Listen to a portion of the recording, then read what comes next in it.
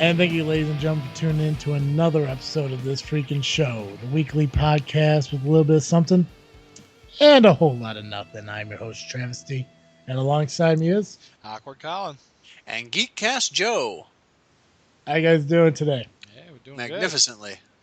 That's good. Good. It's great to get together again for another fun-filled episode. good. Oh yeah, it always is. Indeed it is. Absolutely, absolutely. Anything new and exciting since we last talked? CES kicked off, so that's pretty cool. What kicked off? Oh yeah, it did. CES, it's a consumer electronics show. I have not been following it. It's basically where all your big companies come and release new products and stuff. Oh, is this like the thing where they announce like the new Xboxes and PlayStations and stuff? No, that wouldn't happen at CES. That would be more E3, which is Electronic Entertainment Expo. So. Oh, dude, Edward Snowden spoke this year? I did not know that. I just Googled it because I need to catch up on the news. No, but like Samsung talks and LG and Ford and your Toyota and stuff. Dish as well. But yeah, they from what I hear, they announced some pretty cool stuff. One thing that I found interesting is LG is releasing a 2.57 millimeter thick TV, which, as they said, is stacking 4 credit cards on top of each other. And that's how thin the TV is. That's awesome. Yeah, the only sad thing about that, and this is where I don't qualify it as being that thin, is because the speakers, they're attached to the TV themselves, and that's more like, I don't even know, probably the width of the hand. Yeah, it kind of sits on top of them. Yeah, it sits on top of it as a bit like a base. So, in my opinion, I will not consider it a thin TV until they get rid of that issue. Right. Is it attached to it, or is it just sit on there? Yeah, it's attached to it. Oh, okay. So, They should make it so that it you can hang the TV on the wall and then have the sound bar somewhere else. Well, you can actually hang it on the wall. And that's what I was thinking of when I first saw it. I'm just like, well, if you hang it on the wall, because the way it is, if you have it up high, you're only going to see the bottom of the sound bar. Right. Or it's going to cut off some of the bottom of the TV. But I guess the way they get around it is that the sound bar will actually slide back to, I guess, go smooth with the actual screen. So where you can still be able to hang it. But like I said, then you're still dealing with the sound bar in the way. Right. So that's where my negative downside about that is. They also, I guess LG announced something about a flexible TV screen or something. Yeah, I heard about that too. That's pretty interesting. I want to find more about it. LG Flexible TV. And for anybody who's interested in virtual reality, they just announced the price of Oculus Rift.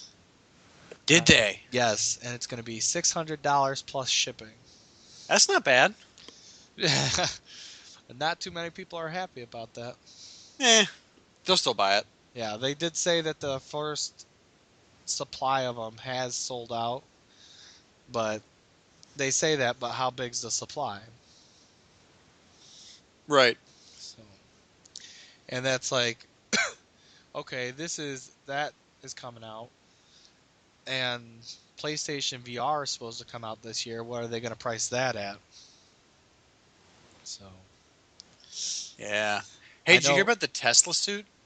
I did not. So Tesla, of the cars and the wall batteries, yes, has built a virtual reality suit that allows you to feel what you're doing in the virtual world. Yeah. They're kickstarting it right now. Nice. Yeah. So the Oculus thing made me think of it. I don't think they debuted it at CES, but No, but I got pulled up right now. Upgradable modular system, 52-point haptic feedback, yep, that's and touch for those of you at home. yeah, it's like the little pulse. I mean, if you have a smartwatch, I know like the Apple Watch uses it. Basically, it's like a little vibration. Yep. So, and it can be used with any VR or standalone, along with a climate control suit or system. That's interesting. Wow, only about $2,700 for the whole thing. Really? Early bird. Yep. Well, it looks to me like they have a long way to go. Yeah. Yeah. I 'Cause- have a feeling that they've got a better chance of getting this funded than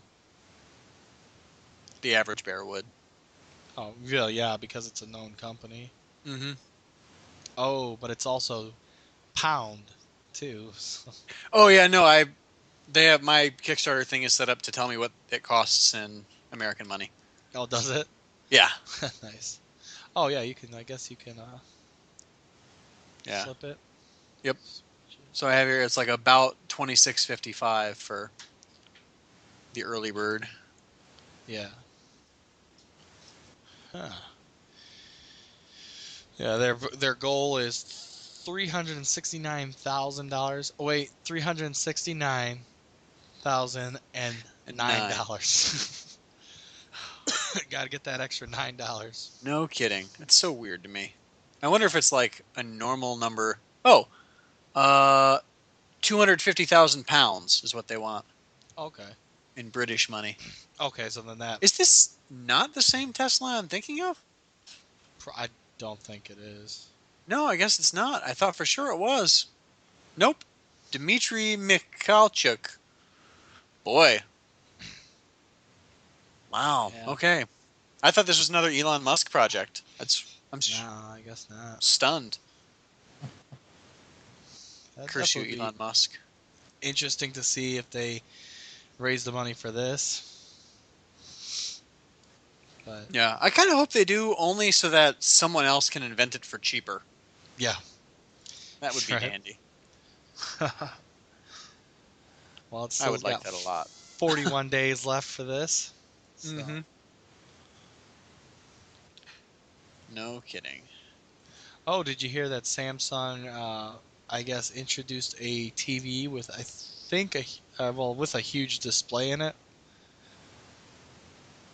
No? For some odd reason, I thought it was like, what I say, a TV? I meant a refrigerator, Oh, gotcha. and I was just like, why? What is the purpose of that? Family Hub Fridge. First truly smart appliance. Yeah, so you can go and surf the internet on your refrigerator. Yeah, I don't need to do that. Oh, I like the drag labels on the food items. That's neat. The what? You can have it set up to like display what the food in your fridge looks like because it has like a camera in the door. Yeah. And you can like say, oh, this has been in here for 1 day or 4 days or 7 days. Oh, gotcha. And so you know how long it's been in there, which is awesome for like me because I just threw away some ricotta that had turned black. Oh, So clean out your this fridge, might actually bro. be a good fridge. Clean out your fridge. I know. Yeah, that's probably going for a ton of money. Yeah, I think I saw $5,000. Yeah, that's ridiculous. Yeah. I do like that it will tell you the time. That's something, notes or something, recipes, stuff. But my opinion, there's no need to search the internet on your refrigerator. I agree. I agree wholeheartedly. Stream music and television. Why? Music I get. Well, yeah, Especially I if it's guess. got like some sweet speakers built into it.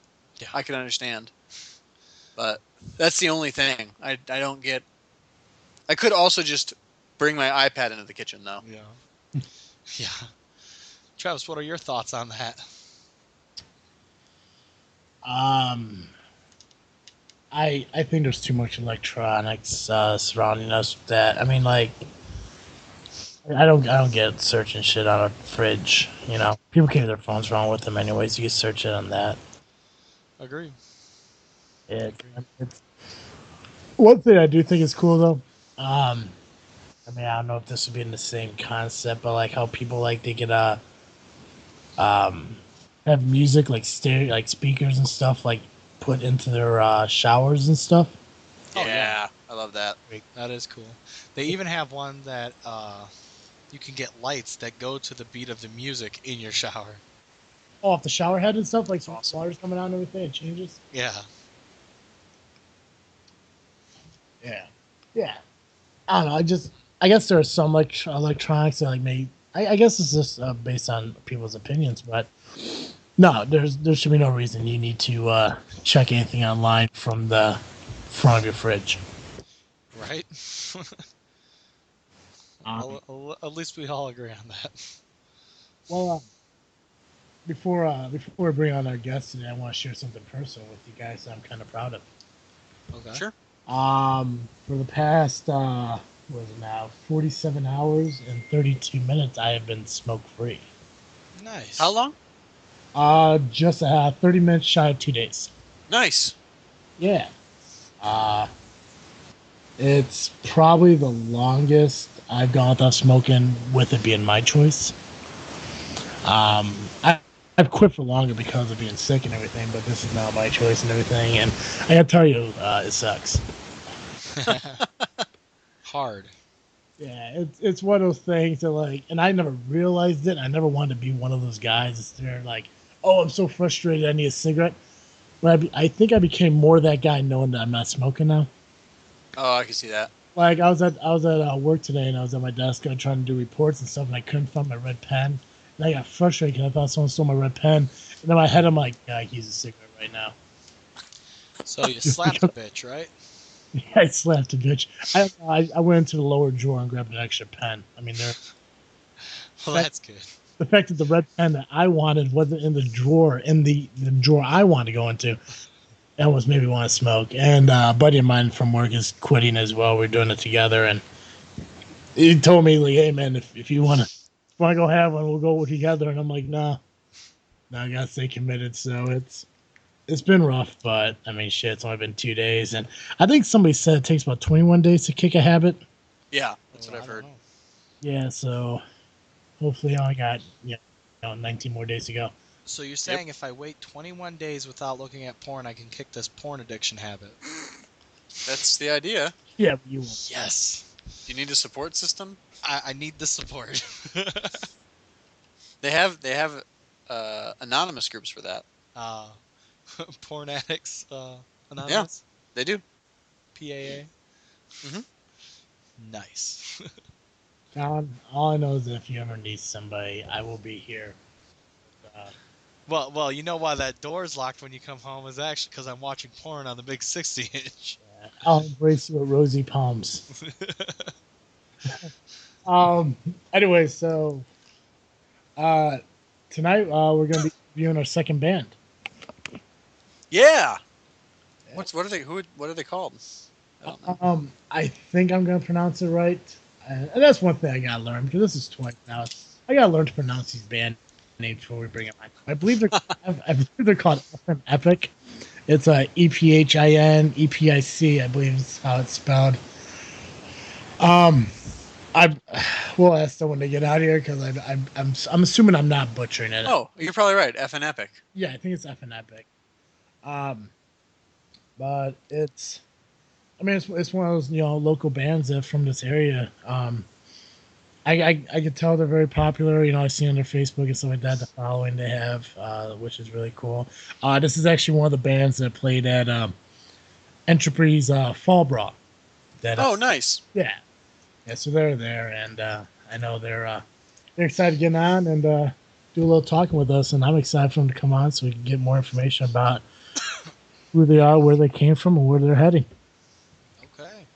Cool. So let's bring them on to get this going. Groovy. And I believe that they're bringing on the entire band. I believe it's 4 of them. Okay. TZ. All 4 of them based through one thing. So, Hello? hey there, Yep, we are here. guys. Welcome to the show. Yo! Just to introduce you real quick. You guys know me. I'm Travesty. I'm Awkward Colin. And I'm Geekcast Joe. What up, guys? Hey guys. What's going Not on? much. Welcome. How we doing? Living days. Yeah. I haven't Upright and breathing. smoked in 2 days, so I'm ready to kill someone.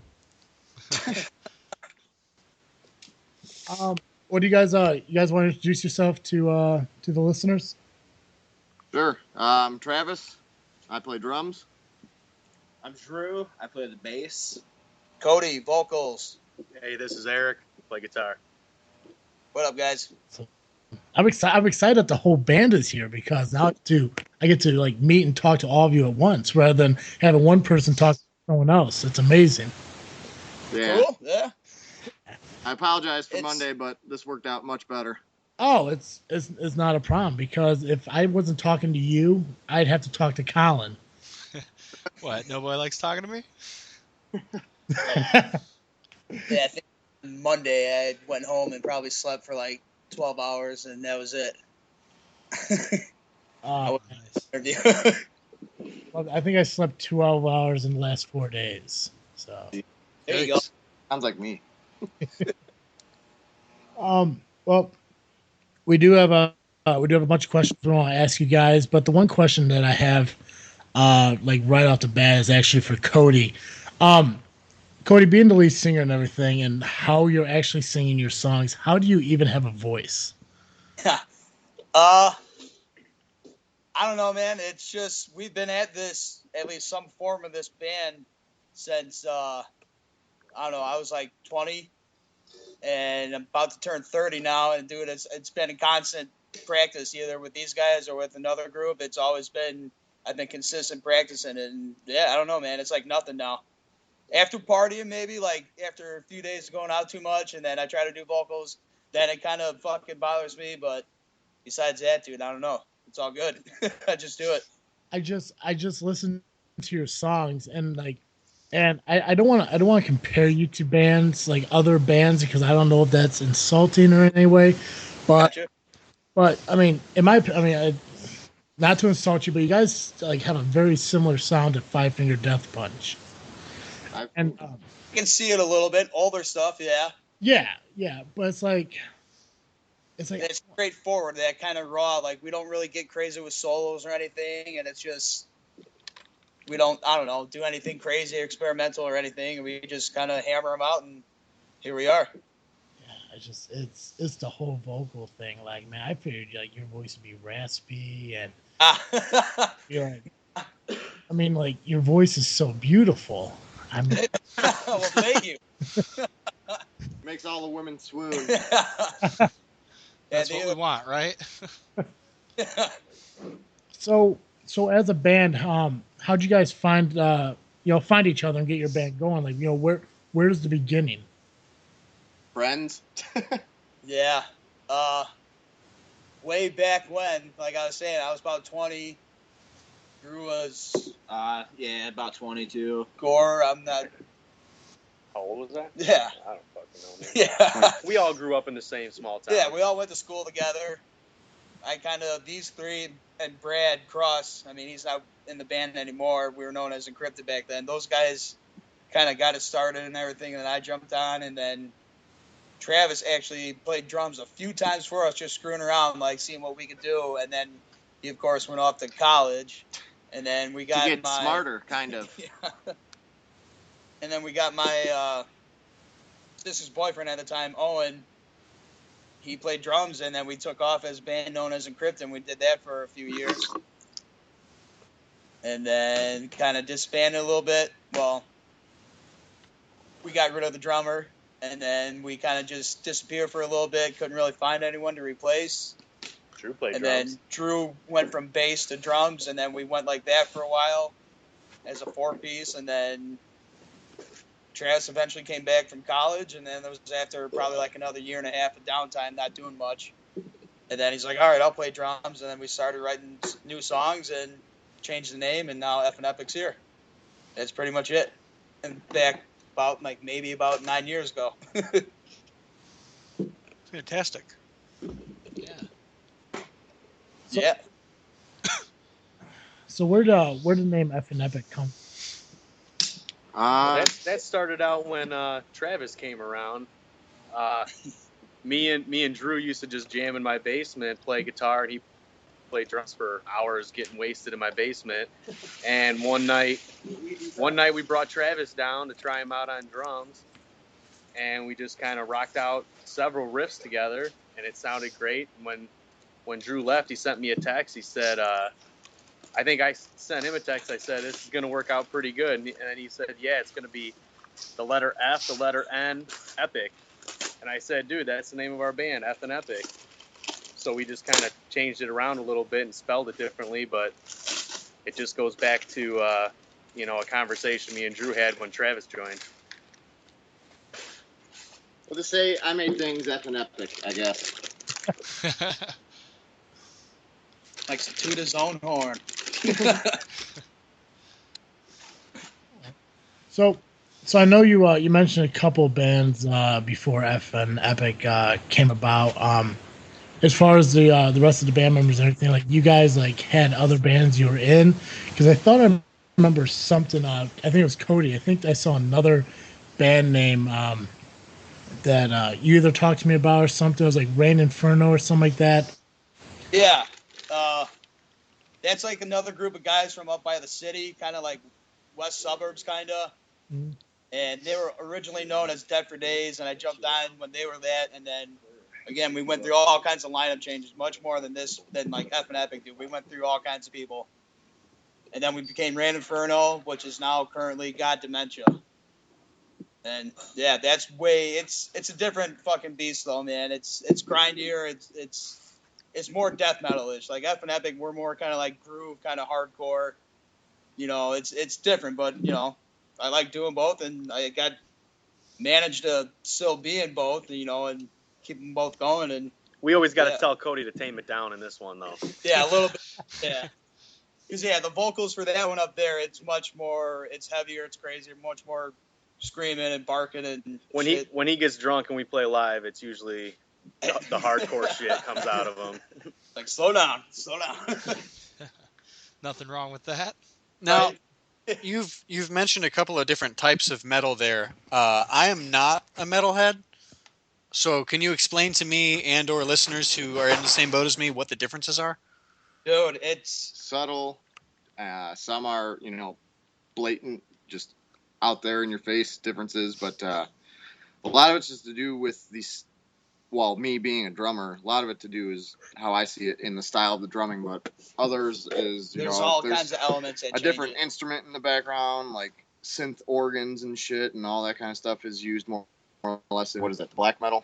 Yeah, grind, death metal. It's like, it's all different shit. It's all bunch. There's probably like 30 different genres of it, and you could just go on for days, pretty much, just listen to a band and think, oh yeah, they're like this, or like grindcore, or there's sludge, there's stoner metal, there's black metal, there's Who knows? I didn't realize I was opening a Pandora's box when I asked that question. Oh yeah, dude. I don't even know them all. There's We're too still many. learning I just say ourselves. metal.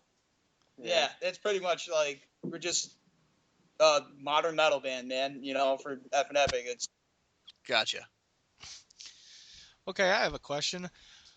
Who would you guys say are your inspirations? a lot. There's a lot. For us, I don't know. We all kind of like to say Kill Switch Engage a lot. Okay. God. I think like when we first started jamming back at the very beginning, just playing along with songs together, trying to cover songs. I think Atreyu was one of our gateway metal bands.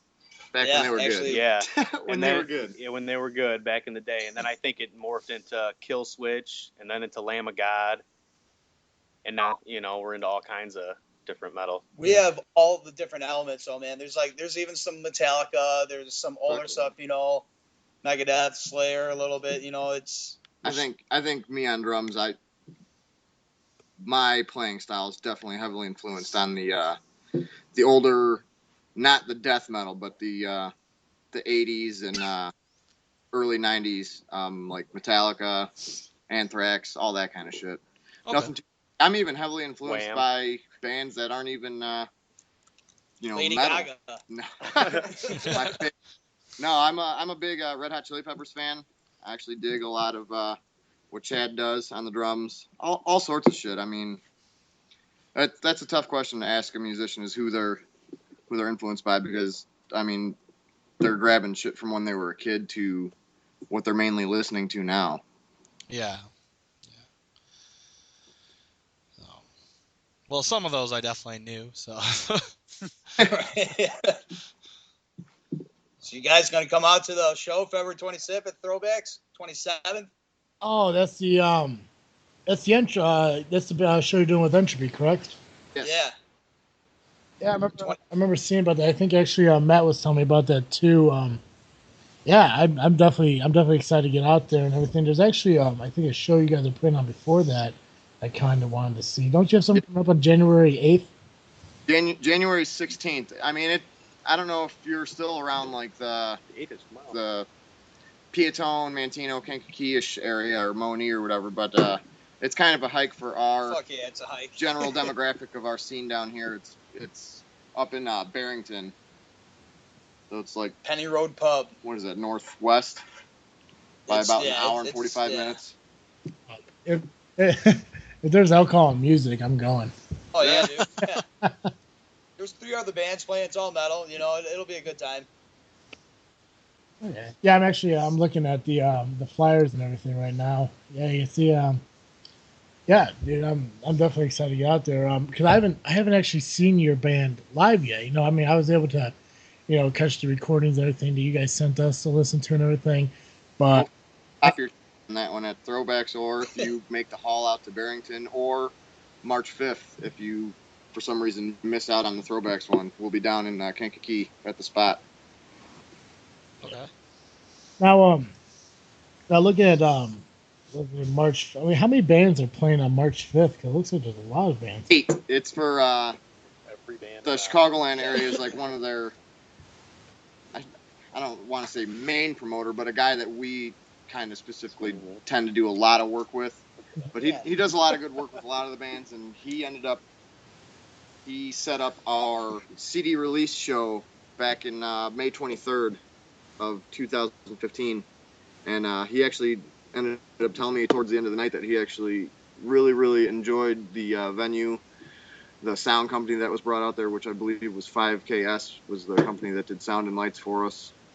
He just really enjoyed it a lot, and since he primarily does up north, like towards the Barrington area, Rockford, Chicago, he did a lot of the bands up north. He figured he'd change it up and come down by our home crowd, and he thankfully we're glad that he put us in basically the primetime slot. I think we go on maybe 10 or 10:30, but he's taking in bands from everywhere. So there are a lot of bands that are making the trip down, but it'll definitely be an awesome show. It'll be a good time. There's just going to be a shitload of bands, and Yeah, quick changeovers hopefully. Otherwise that show will hopefully not fall apart. place will probably be packed with people and instruments. It looks like a blast, man. So with the group of guys that you guys are with currently, how long have you been playing with traveling and playing it together now? Oh man. Our first show, which we didn't really have to travel, our first show with As the Ephinepic. 4 guys you're talking to right now Yeah. At least 4 years. was, I say, like fall of 2011. Probably. Somewhere right around there, right around Thanksgiving or so. I started playing with them maybe 2 to 2.5 months before, and then within that short little time, we ended up cranking out. I mean, It was a whole summer. it was quick, but we cranked out like a 4-song set or whatever at what was that? Shooters Lucky 7 off of Shooters, Schuyler yeah. and Broadway. Yeah. Little hole in the wall bar, but it was all right. Just had the opening slot and tore up our 4 songs and enjoyed the rest Thank of the night. you. Yeah, thank you, and we're done. So on average, I mean, how many shows do you guys usually do like a year? We get in like spurts of it, man. It's like we'll get offered. We'll have like the next 4 or 5 months booked up with like at least a show, or at least a show per month, and then we'll go through spots of where we don't have anything for a while, and then or like one here or one there. It's I'd say it's probably like 15 to 18. but yeah, Nothing higher than 18. Yeah, Sometimes it's we're not cranking 18. out 2 a month. he said average. It's not 18 shows. It's about 12 shows a year. Yeah, I was gonna say Yeah. 12. About once a month, man. Average it out. If you play 3 shows in a row, you got to take a little time off. Yeah. Like yeah, You don't want to play the same area, yeah, because then even your closest friends and family won't even come out. Then my wife gets mad. yeah, yeah. We keep on bringing like the same circle of friends out, and they're like, oh, they're playing the same set, just like last show, the other weekend. So yeah, sorry. Yeah, we're not a band who's been around for 20 years. This time Cody's gonna take his shirt pick off. and choose from 120 songs. Well- yeah, we got like more songs on the way. We're gonna have another album hopefully in summertime. We're wanting to go back and record again. We need just a few more new songs, and then we'll be able to have more varied up sets. And the new songs are a lot different. I think. It is different. Yeah, I think a lot has changed. The second album, I think will It's be a little better bit than the more first one. mature. Well, Classic Travis. when you guys are putting together your set list and everything for these shows, are you still doing covers and stuff, or are you just focused straight on your original music? We never really did covers, man. We did a long time ago, like As Encrypted, we used to cover Kill Switch Engage, End of Heartache, but with this band, Ephinepic, we've never done any covers. We never really even screwed around with covers for practice. We or thought anything. about throwing a cover in there just to grab a few random people in the crowd, but we haven't really gotten down to it. So your whole set is pure original Ephinepic music. Oh, yeah. It's all us, man. So who writes the songs then? True. Yeah, we all write them. For the most part, it's collective, yeah. Drew writes- Lyrically, I write most Drew of it. writes and then a we lot add. of lyrics. Cody writes a lot of lyrics in there. It all kind of depends, but instrumentally, Drew will have Drew will a bring part. something to the table. Gore will change it. Yeah. Gore I will tweak change it. Drew We'll writes both the have his riff. idea. We Travis fight about will it have for a an while. idea. Gore wants to change it all up again, and then we'll finally agree on something that sounds good, and that's how it goes. I'm not so much a writer, but more the maestro. Yeah. So it's when I was talking to Entropy when they were on their show, I believe if I remember correctly, they said that what they do is they create the sound, the melody, and then put the lyrics to it. Now is that how you guys do it, or is it the opposite? Do you create the words and you Final song is done first. Yeah, for sure. And then we find like I find like rhythms and like where I can put vocal patterns. It's kind of just like counting it out, like 1, 2, 3. Cody's 1, 2, basically another 1, 2, instrument. 3. Yeah. And then you figure out like syllables and words that fit in there to make it sense. Like how you ever, find Yeah. the rhythm throughout the whole song for certain parts, and then you start writing words to it, and then, bam, you got a song. Yeah. Gotcha. So when you're out doing shows, you guys doing more just like your band gets booked and you're doing the show, or is it more like festivals with like 2, 3, 4 other bands?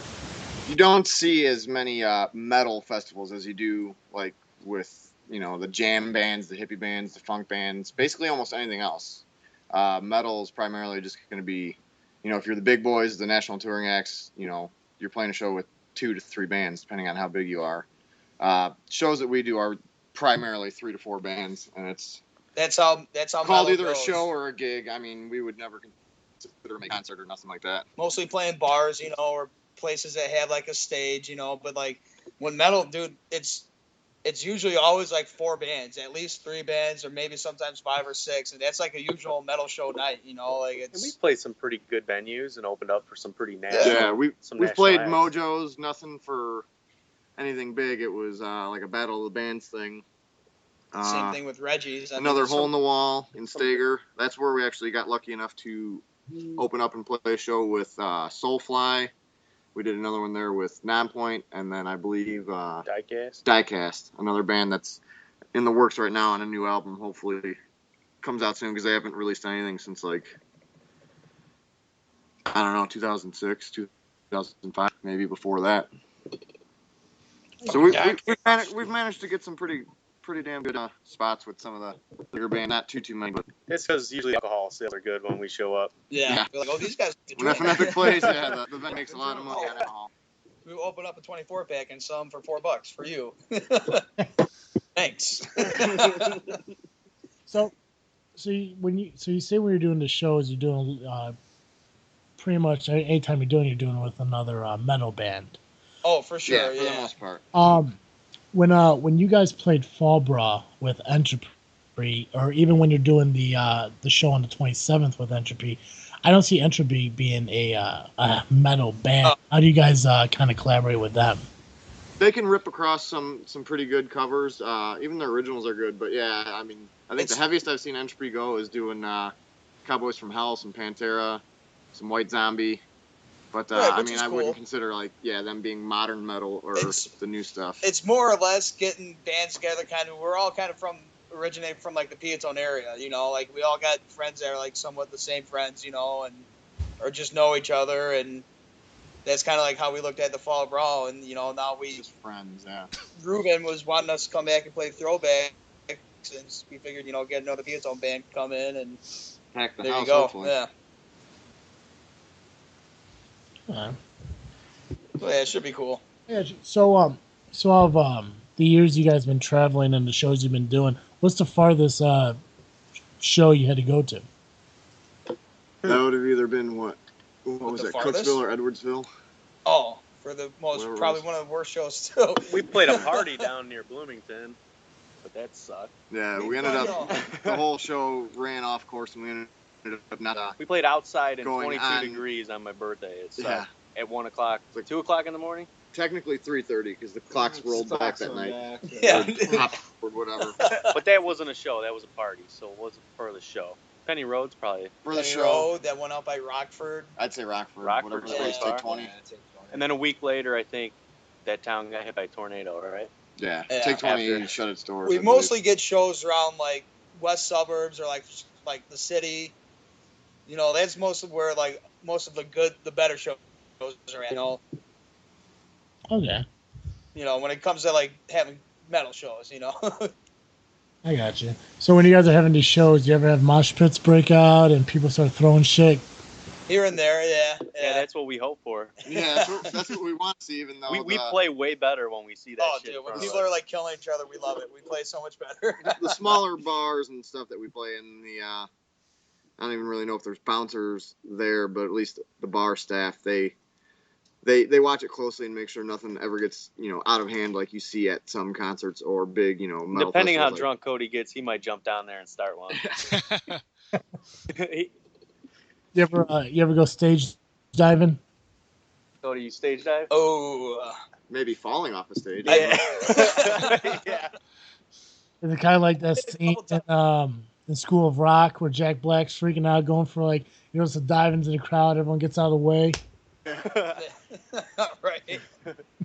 Oh, with the other band up north, I've jumped out and just kind of joined the mosh pit. It was definitely no fucking crowd surfing or anything. I just kind of jumped down, plant the feet, and then just start mowing people over. Well, that's definitely one way to do it. Oh yeah. But yeah, definitely no crowd surfing for this guy. I feel bad for them. Gotta hold me up and everything. So, oh yeah, I forgot his name. Were you guys a big fan of Motorhead? Oh yeah, not entirely huge, but I enjoyed a good amount of their music. Yeah. That was the I'm trying to think. That's the band where Lemmy, right? Yeah. Passed away from cancer. He's but with him, he's one of the forefathers of it all, man. He was before Ozzy, he was before Metallica, he was before Slayer, he was before Megadeth, Judas Priest, before Anthrax. He was before all that stuff, and they all kind of he was one of the forefathers of it all, and who wins in a fist fight? It was just kind of it sucked, man. Here him go, Yeah, it's we're talking about on last week's show about him when we were kind of reminiscing about 2015, and I was telling Colin and Joe in here I never been a big Motorhead fan, but Right. I do know them pretty much just based on Triple H's entrance songs from wrestling. Yeah, how to play the game or whatever. Play the game. Oh man, there was like at least 4 or 5 songs that he did for him. Yeah, Yeah, he did that. That was for Triple H. Triple H, and that was his entrance song. King of Kings. There was a game. He did Evolution. I think there was another one. I think he did 4 of them. But I mean, like I love the songs. I mean, I think that it was that got me into Motorhead. Yeah. Probably not like as big as like most people, but I mean it was good music. Yeah, a lot of people are much more partial to his older stuff. Like just the old school fans of it all. Like he really changed up his tone a little bit. He did a bunch of other projects too. Like he just kept playing and kept partying, man. Life. Yeah. So, what would you guys say that your favorite play has been? Like favorite show? Yeah, favorite show. That's it. Hamlet. No. Probably Wicked. Oh, did you say play? Oh, Cats. I'm going to go Cats next weekend. It's South Park when they get the blowjob. My wife loves them. Blowjob song. Dude, there's a bunch of good ones. Usually when we went up to the city, those are usually pretty good. I don't know. Reggie's, there's a place up on like 22nd and State called Reggie's Rock Club, and there's like a 2-part little bands thing there, and like those are pretty packed, man. And like it was cool to come out. We ended up winning that one too. And those are pretty cool for us. $1,000. Like the other Watsika Theater had a Battle of the Bands thing that we ended up winning, and that was cool. Like, and that was a pretty decent sized show. And We just win. yeah. So you definitely have some wins under your belt. Right, yeah, kind of got like, and they were pretty close to each other. We're all like walking around like with big heads, and we're like, hey man, look out, we won 2 Battle of the Bands. Hard one too. Yeah, that's true. Yeah, in the Asgard, there's like this thing going on Facebook. This guy does, and he puts up 2 pictures of 2 different bands, and he gets whichever one gets the most likes. It goes through a tournament thing, and then the 2 like remaining bands at the end play a show together. And like the whole Midwest, wasn't it? Yeah, it was bands from all over. Wisconsin, Indiana. It was Jim Slider. He's got his own. He does his pod show too. Asgard Radio, yeah. Yeah, Asgard Radio, yeah. Yeah, we actually get thrown up tomorrow against another band for the second to last round of the tournament. Yeah. We're gonna have to go play a final again. Really? And win another trophy. Big guitar pick. But yeah, I don't know. There all the good ones are all kind of. I don't know. Like I thought when we played out in Rockford, that was cool. Yeah, sometimes like the worst shows, like when you're rolling up into a joint, turn out to be the funnest shows to play, like later in the night. Yeah. It's hard to tell. Everyone's there to have a good time. It's mostly like, especially when it's like not many people show up. Everyone's at least in a band or like friends with the band and came with them. It's like pretty much everyone just starts partying and yeah. Some get kind of wild, some just stay kind of tame, but they're all pretty cool. Oh, that's good.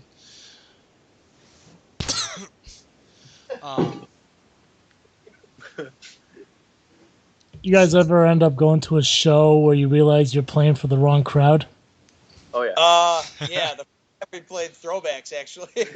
There's some people in the audience that didn't really like it, especially one guy right on. Yeah, I've never seen him before. We all got had in Cody's face. Yeah. He's like, we started playing. He gets up. He's like, "This is shit." He was all drunk and like this old guy is pointing his finger at me. This is the worst music I've ever heard in my life. Complete fucking garbage. They escorted him out of there pretty quickly, but yeah, that was probably one of the. I mean, we had a lot of friends there and everything. That had a good time, but it's like that was the one time I think where someone actually got like just absolutely disgusted with us, and it was hilarious. But yeah, for the most part, we go into metal shows. Everyone expecting to hear metal, and we do what we do. And we might not be everyone's exact cup of tea on metal, like I was saying earlier. There's all different kinds, but for the most part, people dig us, and a lot of people tend to enjoy our straightforwardness and no bullshit. We're not up on stage to tell you our life story and tell you what we were thinking or what type of shit we were taking when thinking of writing a song. What are you talking about? Do nothing. We get up there, fucking set, play our shit. No bullshit, get off, and then we go back to drinking some more. Hey, that's the way to do it, right? Right, you're there to play. It's not a moth thing. Well, if you're playing on shows for 4 years and everything, obviously you're doing something right. By that point, you better be. I mean, at least like I figure if for as long as I could, even if you're not making it big, I'm always going to find some band to be with. Mhm. I can make it happen with work schedule and maybe some with family. Like this guy. It's fun. But yeah, it's and for most of those guys that have been doing it for that long, like then you're making money. Hopefully, if you're not, then you're just doing it for the love of it. Which is pretty much what we do, and we do it when we can, and that's it, man. So you'd rather, I mean, obviously it would be amazing to get paid, but you'd rather always just play instead of just get paid for it? No. I'd rather to get paid for sure, but like I'm saying, like you're not in a band or something, or it's a functioning band that's getting a decent name for themselves, and just get a group of people Wait a together. second, this is an important question. We would Think like about to how get you paid, answer this. Yeah. but If it doesn't happen, I'll always still find we're a band not a to big jam band, in. and Yeah. most metal bands at our, I guess, level of playing and where we're at with our band, it's almost disgusting to even disclose like the average amount of pay we get from a show. Like I'm not even gonna discuss it. We'll just say at a bar you can maybe each buy a beer out of the four Okay. Pay your before we own get paid. gas. Now, you guys said you're going back to throwbacks here shortly. Do you expect the same kind of results as you were just saying? That's going to be kind of mostly like we're going to get, because we're all from Peatone. We all went to Peatone High School. I think all of our friends that don't enjoy metal will show up because they're our friends. Because it's the closest to. They don't got to drive far, because a lot of our friends don't listen to this stuff, And a lot of our closest that means they're friends, definitely not making the hike even to a Chicago show. Yeah, we're like, hey, you want to come up to us play again over in fucking Rockford? Not if I'm right with you. But yeah, like that's what we're trying to do for throwbacks. A few of our friends definitely dig it, and they try to make as many as they can, but the majority of them are just friend support. That, and I think what will help a little bit too is the last time we played there was also with buddies of ours. Their band, I don't even know if they're still together anymore, Barefoot Jokers, but they were other guys. I mean, primarily kind of out of the Peatone area, and they were more or less like a funky jam, kind of fun band. A little bit, I would say, they're lighter than Entropy. So hopefully Entropy will kind of, for the most part, draw in a couple more of our style of fans. All right, so is Entropy opening up for you guys, or you guys opening up for Entropy? Oh, well, since Entropy is another band that can, they've got up. some of their own material, but Entropy, they are one of the style of bands that kind of started off as a cover band, so they've got, as many times as I've seen them, like an endless supply of kick-ass covers. So I believe we're doing an hour slot set, and they're finishing off the night with like an hour and a half or 2 hour, 2.5 or 3 hour set. No. And now, what time is that show on the 27th? The little insider, we set the start date on the flyer to hopefully get people in there, because people always show up late no matter what time they're told to be there. The flyer and the event page says start time is at 8. We'll probably go on at 9, and then we'll do our hour slot or whatever, and then the other guy, Entropy, will get on stage. Okay. Oh yeah. This one's got a little bit more promoting done to it as well than the last throwback stop. I ended up just getting done stocking the bar with flyers everywhere. Oh, I mean, and that's the best way to do it, in order to get out there sometimes is, you got to throw out those flyers and everything. I remember a few years back when I was doing pro wrestling up north. That's right, pro wrestling. That's a real thing. A lot of the work we had to do. I mean, obviously, it's practice, it's paying your dues, and one of the things is handing out flyers. And we had to go up. It was like the first 2 Saturdays before the show. We had to go from gas stations, supermarkets, so and just hand out flyers. Yeah. It's a huge thing. Especially just people know us, and a lot of people from that hang throwback. So I mean, just seeing the flyer there, we got our picture on it. Like, I think that's going to help out at least a little bit. Besides just telling everybody to get up there. Yeah, and you don't actually even see the physical handing out of flyers too much anymore with the Facebook, with Facebook and all the other social media shit. I mean, the physical flyers help way more than people realize. And bands, not too many bands actually get around to it as much as they should, unless, some bands that are on a little higher level than us, or some, even lower than us, as long as they try and set up, what they call a street team or something. They get a bunch of friends who support them enough to actually take time out of their own day and get a stack of flyers and drive around and hand them out at different Mostly works venues. in the city though. Mostly works in the city. You don't You're really not see going to be doing that down shit out here, driving 25 miles at a stop to set one flyer down. Yeah. Well, I mean, I think handing out flyers is a lost art, but I think what it comes down to is either people don't want to spend the money because they can use social media, or you get those bands that are just too lazy to do it themselves, and they don't really get anything in return because of it. Yeah, or you have a wife that's a teacher and she uses the school's printer to print out nice big flyers for free. Oh, nice. That's the best way to do it. No, I think flyers actually help out. In my opinion, flyers help more than social media, because not everybody uses. No, not everybody's on Facebook. As much as you know who's on it, not everyone's on it. Yeah. You get those old guys, who don't understand how to use a computer, but they love, Metallica, Megadeth, and all. They love those bands, and they want to hear that. They're tired of hearing the classic rock covers and all that. They want to hear something that you guys do, and they're going to see that in a gas station or a grocery store. They're not going to see it on Facebook. Right. Yeah. Very true. Yeah. So you guys I know at least one of you guys is saying that you're married. Is it only one of you, or is Two. How many? Two of you are married. Okay. Two of They're us are married to each other. Yeah, they're married to. Gotcha.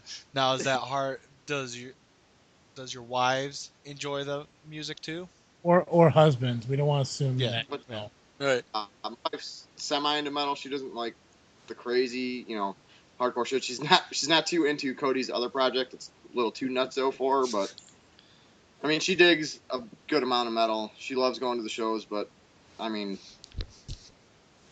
And they Gore, allow us to do the band. Gore is outside right now, but yeah, his wife digs it. We're actually getting ready to fucking do a little jamming here right now, man. Awesome. But yeah. Well, I don't want to keep you guys away from your practice and everything. Well, no, dude, it's all good. I mean, I was just saying, Gore's outside. He's grabbing his guitar. We're getting ready to warm up right now, and Well, good, because I want to talk to you guys some more. for sure, you guys. But yeah, dude, you guys should make sure you come out to throwbacks and everything, and it'd be a fun time. Oh, I'm definitely going to. I mean, I live right down the road. Well, not right down the road, but I still live in Peatone, so I mean, to go there ain't nothing for me. You live nearby. Right? Yeah. I say nearby, but it's like I have to go down. I live closer to the high school than I do throwbacks. Yeah. But I'll probably be up a post on the page this weekend or something about whenever this episode gets played. Just to have people keep For their sure, eyes and yeah. ears open and oh, absolutely, and I'm gonna work with Joey here and everything. Oh yeah, definitely. That Yeah. we're gonna promote the upcoming shows on our Facebook page, our Twitter page, and our website as well. So people are gonna know about your show. So Oh yeah, man. and we'll let them know about you guys. Thank you guys for bringing us on here, man. It's fucking awesome. Yeah, absolutely. Hey, for the show notes, February 27th, 8 p.m. is what you're telling people? Yeah. At Throwbacks. Yeah. 8:30. So hang out, drink, party people with who us. actually show up an hour later will still catch us, because that's what ended up happening to a lot of our friends our first visit there. Is Yeah. They literally rolled up to the bar as we were loading our gear out. Oh, I get it. I've got friends like that. Yeah, right. It's like, Yep, man, I got a buddy on another podcast who I always tell like 2 hours in advance. Yeah. Be here at 5 when he actually doesn't have to be there till 7. Yep. Yeah. Right. So do it. I mean, unless you're someone like me who knows what they're doing, like, hey, be here at 5, and I get to run 6:30. Yeah. I'll get there early to the early time and then like sit in my car and wait. Can I go in yet? Will it be awkward if I'm in there? I know there's an hour till they actually start. But yeah, I know you mentioned it, but besides the February 27th show, what other shows do you have coming up that you'd like to plug or let people know about? At February 27th at Throwbacks. Well, yeah, January- January 16th coming up here next weekend up in Barrington at Penny Road Pub.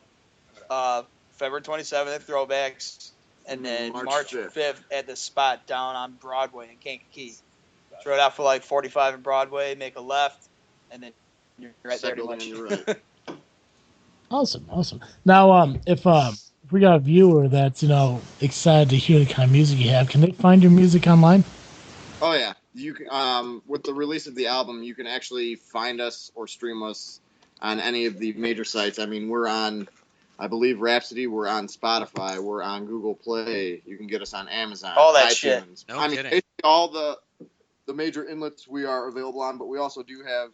We're however many months behind. I need to actually find a computer, as I told you. That's why this interview was a little difficult to get set up. But once I can sit my ass down at a computer, or at least remember to, I actually have to post up the rest of the album onto the rest of our actual pages, like Reverb Nation, Bandcamp, SoundCloud. Because as of right now, I believe there's only 4 songs up on each of those. Okay. Well, I mean, they could go on any of those sites and just search Ephinepic and they'll pop up. One. Epic on YouTube or Google, preferably YouTube, and you Get can a quick you could find, I mean, live videos of from fans or random people. I mean, so you can find plenty of live videos. You can find iTunes actually throws in a track that they put into YouTube that just shows a picture of the album and it plays the track. But when you're searching our name, it's spelled EPHINEPIC, and that's all one word. Perfect. No spaces. No No spaces. spaces. Even It's though a we pseudo word. even though we always get spaced out for flyers or whatever, but it's funny. I mean, you should hear the people try and pronounce our name at shows. Other bands will be like, "Are you guys excited to see Ephinepic?" But Well, guys, it was a blast talking to you. Thank you for taking the time out with us. good times. Till now, next time, now till some Throwbacks. more beer and time to rock out. And I guess, well, I'll be getting sweaty. These other guys laugh at me because I'll be shirtless in probably about 20 minutes. No. No. I look forward to seeing you guys next month at Throwbacks. What's that? Yeah, definitely. I look forward to seeing you guys next month at Throwbacks, man. I'm Oh, excited yeah. for the show. Bring a crowd. I know you guys will promote it. We'll get people to see your pages as well. Yep. And we'll fucking hopefully tear down that joint. Excellent. Sounds like a plan, man. Thank you guys so much, man. No problem. You guys take care. Talk to you later.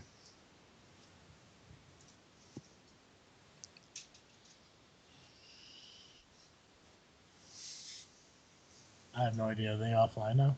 Yeah, they're off. Okay. I never know if they are or not. I never know what they're doing. I don't know what to do with my hands. I'll just wave them around in the air. It's really funny that you said that because I'm literally waving my hands around in the air right now. Nothing wrong with that. They're a good group of guys. Yeah, I really enjoyed listening to them. Yes, definitely. We'll have to have them on again when I know more about metal. Well, you better start listening. Yep. Come down February 27th. We'll go watch them together. Yeah, I'm going to definitely try to make it, I think. No, you will make it. We'll see. Yeah, you missed Entropy, and you missed the New Year's. Oh, I missed Entropy? When was Entropy? Last month. Remember I told you I ran over the bike on my way to see him? Oh, okay. I didn't know that I was supposed to come to that. What? Hell yeah, you're supposed to come to that. It's supposed to come to all of them. But plus, on February 27th, when you see Ephinepic, you'll also be able to see Entropy. So I know. That's actually the most exciting part for me. yeah, so there we go. So now we get to see both bands, and we get to have a night out drinking together. I'll put some faces to these names and sounds. And if you want, you can stay the night. Yep. Yeah, I got the spare room still. True. Yeah, no, I mean, luckily I did talk to Travis, their drummer. Travis, not me personally. I didn't have a self-conversation.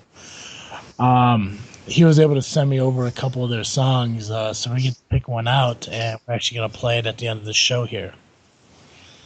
So, Make Oh, sure. instead of our normal. No, no. We're still gonna do our ending. We're still gonna plug our stuff. We're gonna talk a little bit about I guess Geekcast Joe's second home. And then we're gonna do our exit, our closing theme song. You know, that was created by Entropy.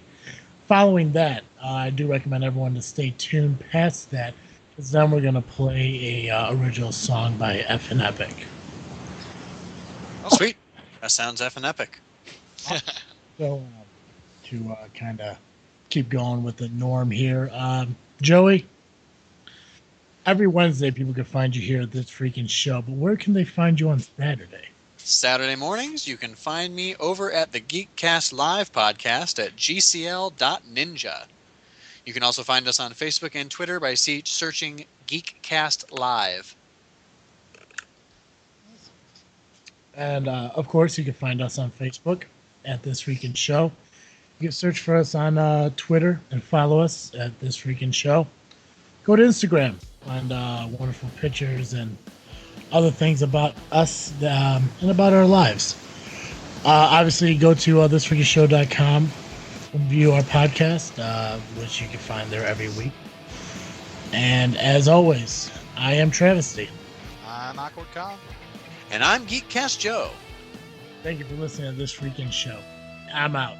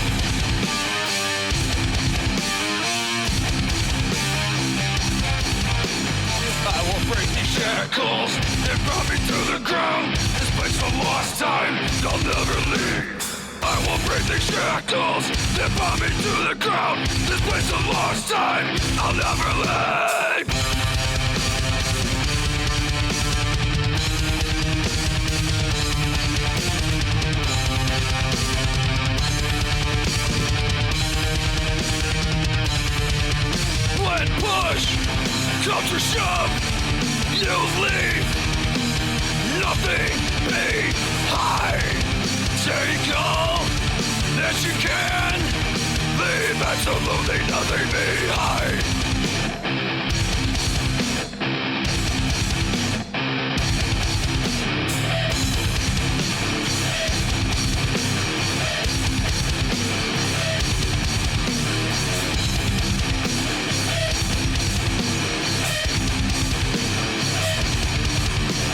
I will break these shackles that bound me to the ground. This place a lost time, I'll never leave. I will break these shackles that bound me to the ground. This place a lost time.